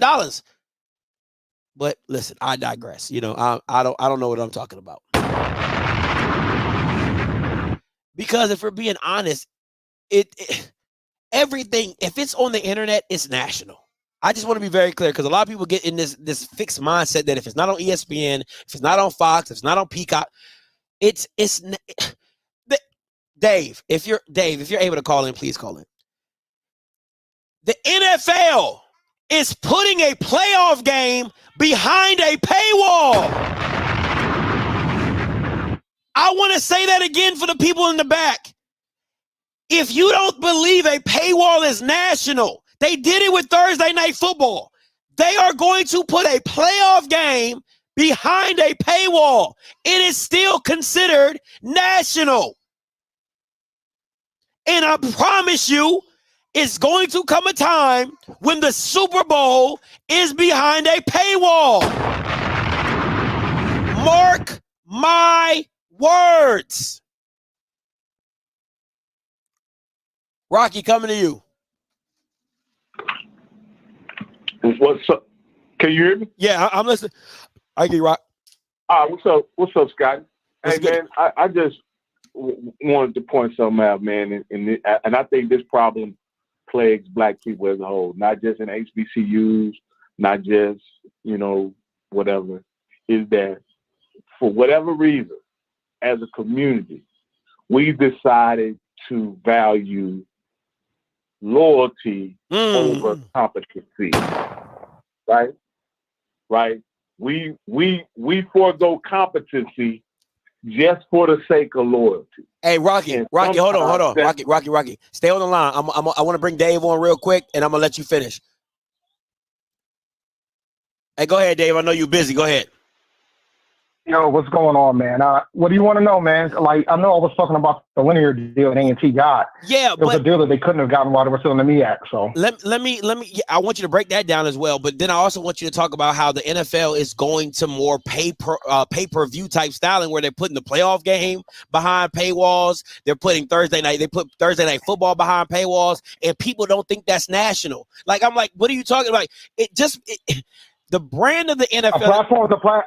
Listen, a platform is a platform is a platform. If anybody can get it, it's national, right? Even if you got to pay for it. Like we talked about, folks don't realize, like I think a lot of folks was up in arms about the Celebration Bowl competing with NFL games on NFL Network. And I said, they've been doing this for a little while now. like if you give the NFL an edge, they'll take a mile. I mean, there was one week where the Super Bowl moved to the same week as the Daytona 500. Well, I think it's moved to the same week as the Daytona 500, and NASCAR had to make a decision. Do you want to compete with the Super Bowl or not?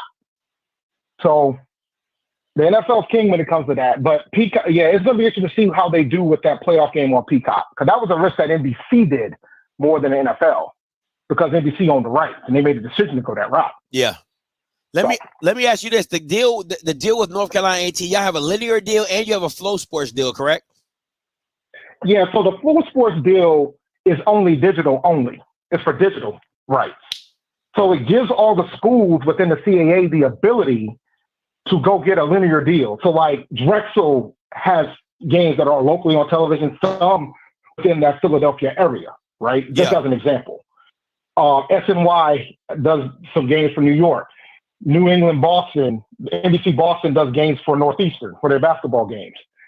The thing that made A&T's linear deal unique, and this is with Hanson as well, is that they were able to do a national linear deal because normally it's only within like 200 miles of the university. Mm-hmm. But because of the brand of A&T, they allowed them to go out and get a national linear deal. So like they have they have games that occasionally occur on linear television out in LA, Dallas, San Francisco, New York, Orlando, like major cities across the country, which is good for exposure and things of that sort. It's not all the games, obviously, but I know that G-Ho was on linear TV. I believe Aggie Eagle was on linear TV, and Hampton A&T was also on linear TV for that. And there's going to be a couple of basketball games on linear TV as well. Man, Dave. Hey, appreciate the breakdown. Hey, shout out to them Panthers. Hey, listen. Worst season in franchise history, bruh. Oh man, that's ain't funny. Hey, appreciate Bad, the man. appreciate the call, Dave. Hey, Rocky, stay on the line for me. I know you long winded. 3762 coming to you. Hey, Troy, go ahead. Hey, what's going on, Scotty?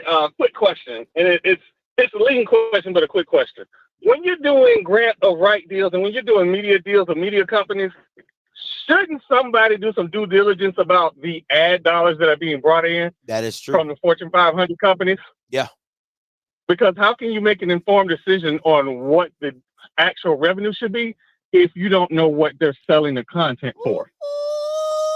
Because I can't make my price known if I don't know what you're selling it for, right? So if I don't know, and that's a good point, if I don't know what you're selling it for, I don't know what I can get it for. I don't know what you can pay me.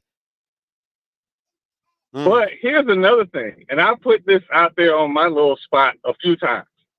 I, as a small business, cannot afford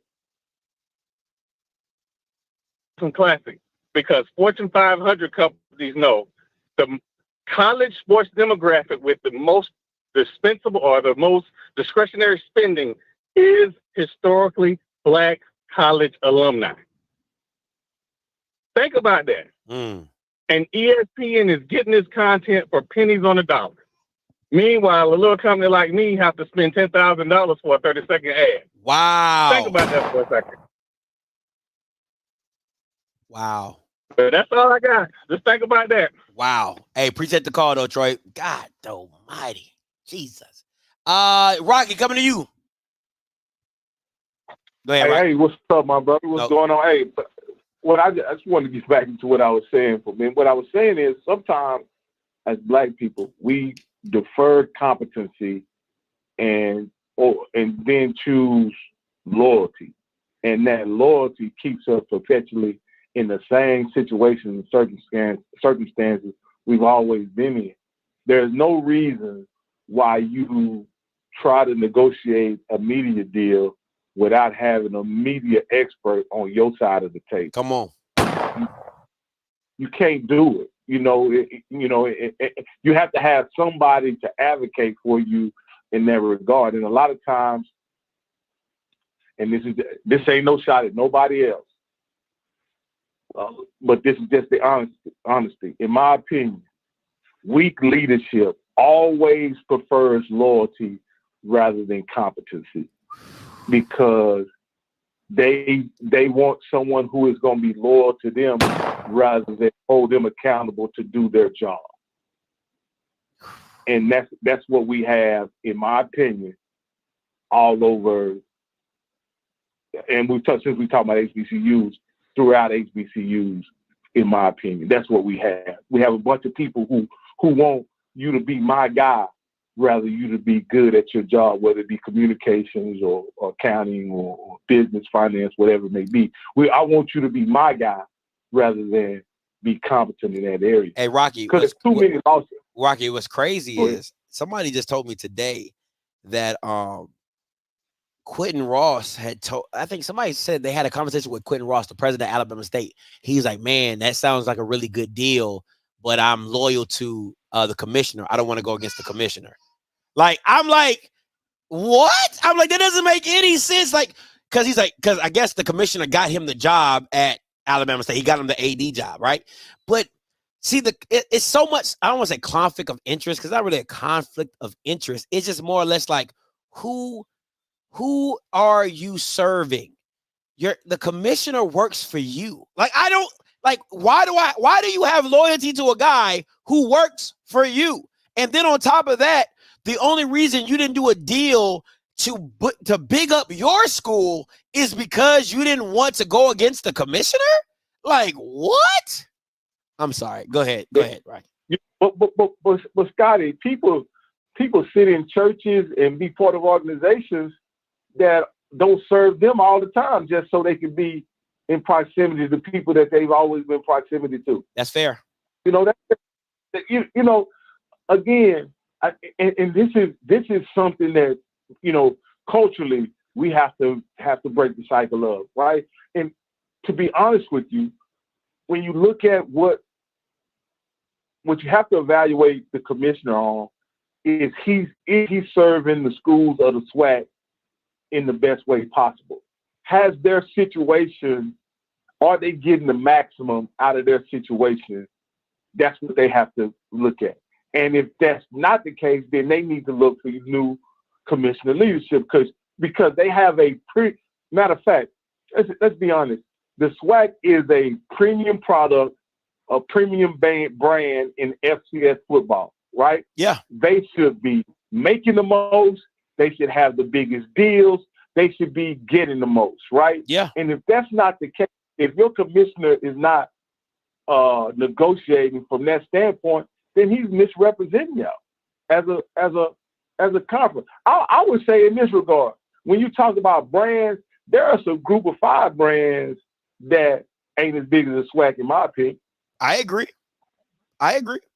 You know, and so with that being said, there should be people that the commissioner and the SWAC can get in front of from a monetary standpoint that, you know, that just should be the case. But again, this loyalty thing throughout the HBCU space, they defer. They say they want loyalty and they don't want competency, and that's why we have the issue with online ticketing that we have. That's why we had the issue with all the technology being rolled out. Like, because we want our guys rather than an innovator, rather than a creator, rather than somebody who brings value to our situation.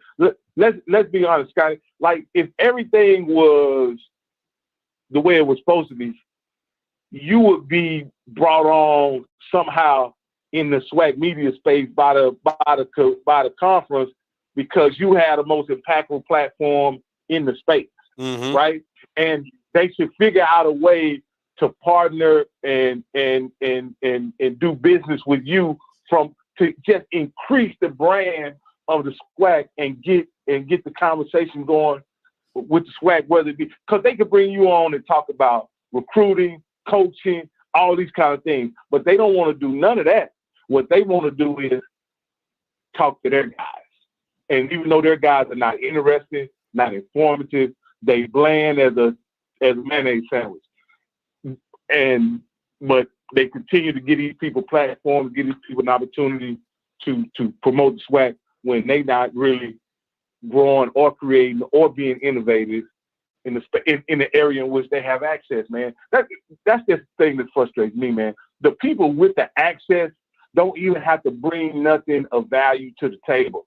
They just are friends with, cool with, loyal to, and then they get access and opportunity, which really sells the institutions and the members of the SWAC in the long run, bro. And I just wish we could, because people outside our culture, they got jobs for nice guys, but they not important jobs.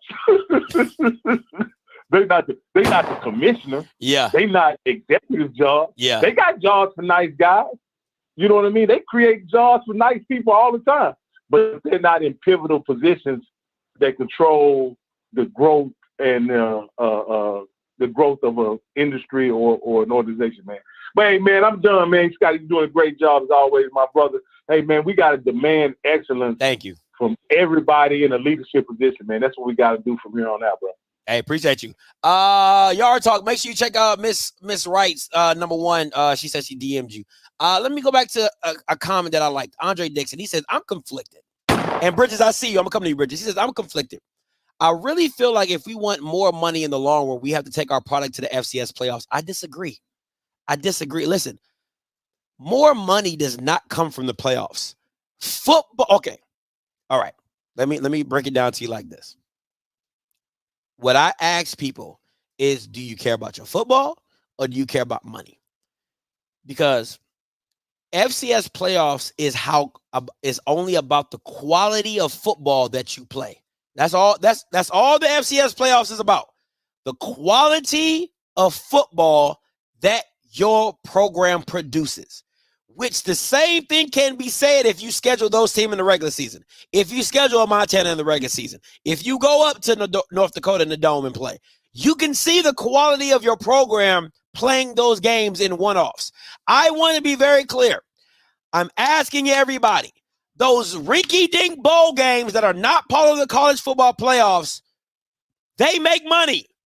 Teams be wishing and hoping and praying to make it to a bowl game. If you took the FBS model and dropped it to FCS, it's the same thing with the Celebration Bowl. It's the same thing. It's literally the same thing, right? So, listen, it's all about the quality of football that is being played at the FCS playoffs, right? Can the coaches make the right decision? It's all about football quality, right? Do you make the right adjustments? Do you call the right plays? Does that play, how special is that player to make that one special play? Can this player make this play? That's all it really is when you talk about the FCS playoffs, right? The quality of football. But if we're talking about money, to me, it doesn't make money. Now, I agree with Dave. The dominance of North Dakota State, because people love winners, that brand brings eyes. That brand gets you drafted. That brand that brand gets they get the money being a flagship school and all that type of stuff. They get all that. But I'm saying to you is this: if FAMU had the money that was able to pay a Willie Simmons $1 million a year, does he make the jump? Right? Because at the end of the day, now you're getting into nuances of, do I want to make a certain amount of money? Do I want to get a certain amount of notoriety? Do I want to feel I can coach with a certain amount of player? Like it's all nuances. But to me, HBCU's factor is football at the end of the day is entertainment. That's what people are missing. Football it's not a gauge level of greatness. It's really not. It's a sport that is entertainment. So if you can get entertainment, if you can get eyes and entertain people, voila, money comes. Bridge is coming to you. Yo, what's up with you, Scotty? What's up? I only got like 3 scenarios, but I want you to like listen to it and I want to see like what you think of it. I used to work for you could say $1 billion business, and they have people check their balances by balancing their checks by checking their balance. So why don't you have people in place checking your balances and if your balances is not checking? Like it doesn't make any sense. Like for our accountants, they had tax people coming in making sure everything was lined up. Something happened with some accountability or lawyer issues or contracts, they bring in other lawyers to look over the contract. Yeah. So why don't you do that for your business? Either A, you're broke, or B, you don't know. And it can't be both. You can be broke and don't know at the same time. You can. You fact. You're right. Yeah. You can. You can be broke and don't know. Shoot. So it may be that. We just don't know. But my thing is this, Scotty, like, your loyalty saying, oh, I don't want to make more money for my university is asinine. That's like me and you working together, Scotty, and like they say, like somebody offered me a deal, but I'm still working for you. Oh, I ain't gonna do it because I'm loyal to Scotty. I ain't gonna try to make my family successful and try to make everybody eat around me. Nah, I'm good. So that means you telling me you'll miss out on quality opportunities and quality money to make yourself better and make the people around you better and make your school better. That doesn't make any sense. No, I agree. No, I agree. Then my thing is this too, Scotty. I don't know if you noticed I was talking. How many people are employed in the SWAC office? It's a good amount. It's a good amount. I would say about 8 to 10 people. 8 to 10 people. Yeah. But this is just me, Scott. We got 12 schools. 12 people should be appointed into every school to make sure they got what they need. To make it fair, to make it spread out, you should at least have 24 underneath you, just to make sure you get your I's dotted and T's crossed and all that other stuff, man. The stuff that they're doing is not that hard. It's simple, but I'm guessing to them it's not simple, or like you said, they don't know. It's not hard to hire some part-time people. No, it's not. If you say you're making the money, you say you make it. Yeah, no, that's fair. That's fair. Or you might need to get a pay cut. You know what I'm saying? So this is my personal opinion. I think he needs a pay cut, but that's just me. That can happen too. Hey, appreciate the call though, B. Listen. I do understand what Bridges is saying in the fact of this, right? I want y'all to think about this. Most schools, most institutions hire an accounting firm to do their audits, right? Most company, if you look at the SWAC's tax form, they don't do their own taxes. They hire an accounting firm to do it for them because they don't know what they're doing, right? So I agree with Bridges on that aspect of, if you don't know what the hell you doing, go hire somebody to make it work. Simple. Very simple. 4438. Hey, what's up? Calling you live. Hey, good afternoon. I'm glad I found you this morning. My biggest problem with HBCUs is there's the cronyism and this overall fear of the white man gonna take over. So I gotta defend this to the tilt and stick with what we know. Let's not step too far out of bounds, because the white man may take it over and we may lose it all. Yeah, I see that in my that kind of thinking in my alumni chapter. I'm not gonna say who it is. I see that kind of thinking, and it can be frustrating sometimes. I was listening to the head of the Celebration Bowl. We, as a Black community, are sitting on a gold mine.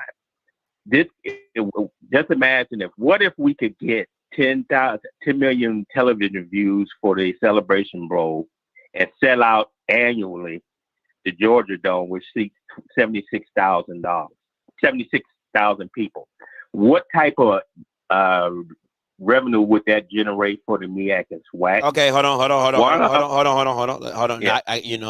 Listen, I love a good story, but I got to push back on you. Why would I move the Celebration Bowl to an outside stadium when I can have it in a dome like the Mercedes-Benz Dome? That doesn't make any sense.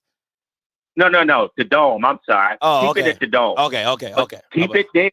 My whole point is, that being the case, why aren't we making sure, where's the Don Cornelius who ran Soul Train, made that one of the top syndicated shows in history? Where's that type of thinking of a Don Cornelius when it comes to the Celebration Bowl and the MEAC and SWAC? The amount of money that we just leave out there untapped, that we don't even try to go after, just kills me. Listen, I get you, and I gotta disagree with. And I'm looking at the chat while you're talking. I disagree with JB. Right? He says you can't even get 2 million because, listen, getting 1 million views is not easy. Like, I don't know what people make that stuff sound. You're talking about. I'm sorry. Okay, listen. I thank you for the call, because I don't want to yell while he's on the phone. Let me say this. What's frustrating to me is the devaluing of the product. You're talking about institutions that do not have a national brand. They don't. And it's not because they don't want to have it. It's because you're not put on platforms and major. Okay. If FAMU was put on a major platform for 10 to 15 years, right? If you saw FAMU on ESPN, the premium channel of ESPN at 3 o'clock every Saturday for 10 years, then more people would know about FAMU. But you're not. But you're not. And it's not about bragging that, okay, first of all, okay. It's not about bragging that you're a brand and you're not. No, it's not about that. To me, it's like, don't disparage. You can't disparage. What? Okay, let me go both ways here. I get upset when people tell me, like, Grambling's a national brand. I'm like, get the fuck out of here. No, they're not. Right? Same thing with FAMU. FAMU is not a national brand. Jack State, not a national brand. I don't care what none of y'all say. You're not national brands. But that does not diminish your viewership and the power of views, right? It is not easy getting 1 million people to watch a regular season game or a post. It's not, that stuff is not easy, right? It's not easy to get 1.5 million people or 2 million. It's not easy. It's easy for the Ohio States. It's easy for the Texases. It's easy for the Alabamas because they're on national television every single day, right? So I get what you're saying, but at the end of the day, you have to respect that for not having a national brand, you're able to garner 1 million to 2 million views depending on what you're watching. To not be a national brand, for you to be a top 10 bowl game, like, that's the stuff that matters. So instead of you looking at it like glass half empty, you need to be looking at it as half full, as that, wow, we're not what we used to be, and we still draw. We still are this. We still are that. That's my issue. So it's the devaluing without the acknowledgement of what you are. Yes, you can devalue it and say, yeah, you're not a national brand, but what you are is still at a level that most programs are not. I will tell you this, if a Rutgers and Vanderbilt played, that a Celebration Bowl is going to draw more views. And Rutgers and Vanderbilt have bigger brands.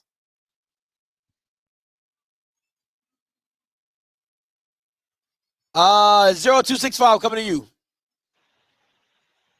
Hey, what's going on, Scotty? What's good? Not much, man. So I think like the last time I called in, we was talking about the same issue. And I keep going back to you. I keep telling you guys this. If you want to fix the conference, it could be the NEAC, it could be the SWAC. These are particularly the two that we always talk about. And I challenge you to do this too. Do a comparison on all the presidents at these schools. Do a comparison what type of business they ran before coming to these schools. What was their background in higher ed? Half of the presidents probably even have higher ed experience or significant higher ed experience.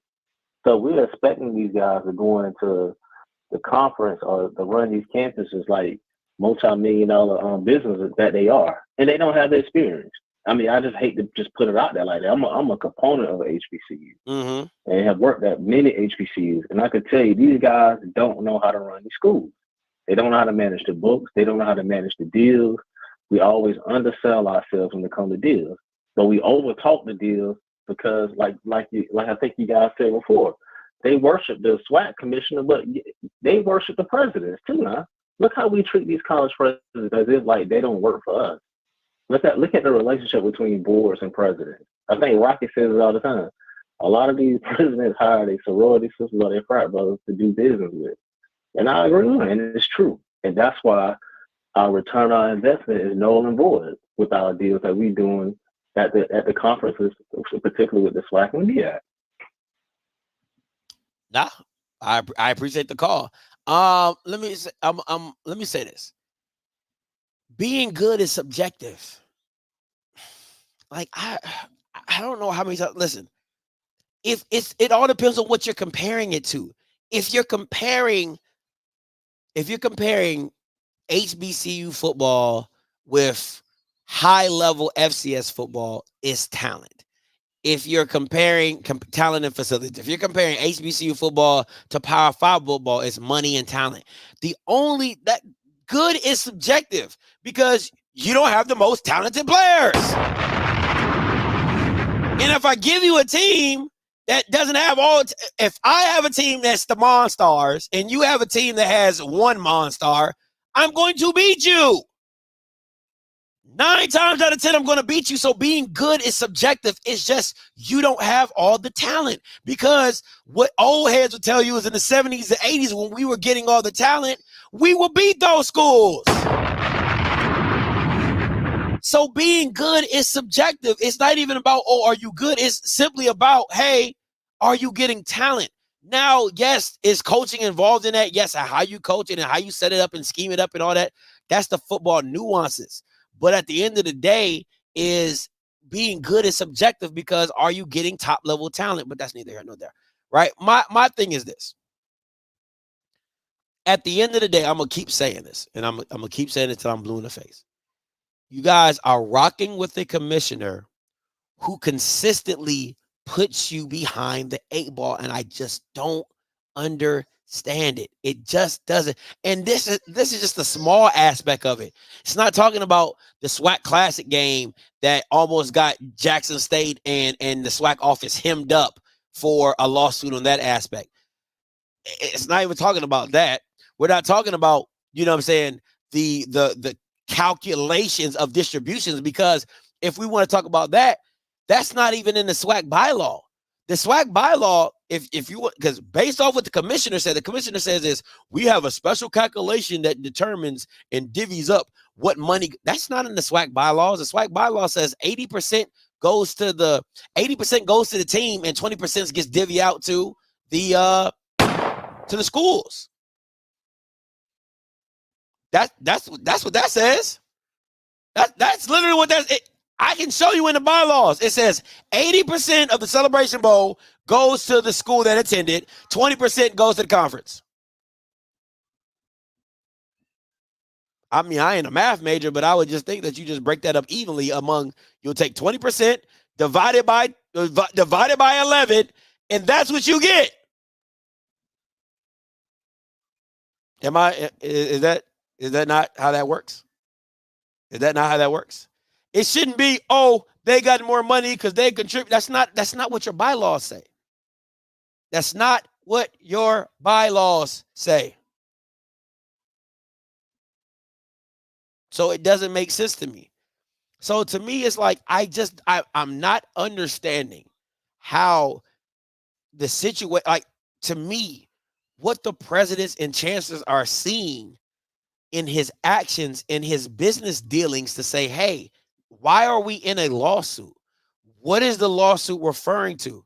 Why are we doing this? Why are we doing that? Why is nobody questioning this man? And I'm going to keep saying at the end of the day, listen, you guys can say whatever you want. I'm not media. Whoop, whoop, whoop. All I'm saying is this. I would love to see Fox News report on this letter that Yard Talk just posted on Twitter. She posted it. I would love to see Fox News get a comment from the commissioner stating why he sent the letter and are other schools in violation of said letter. Because if you're saying that you can't be on a national platform and teams are putting their stuff on a platform that is on the internet, that is considered a national platform. So that means every school in the SWAC is in violation. And if McNugget doesn't know that, goddamn, what do you know? What do you know? If you don't know that, what do you know? Listen, guys, I appreciate y'all for tuning in.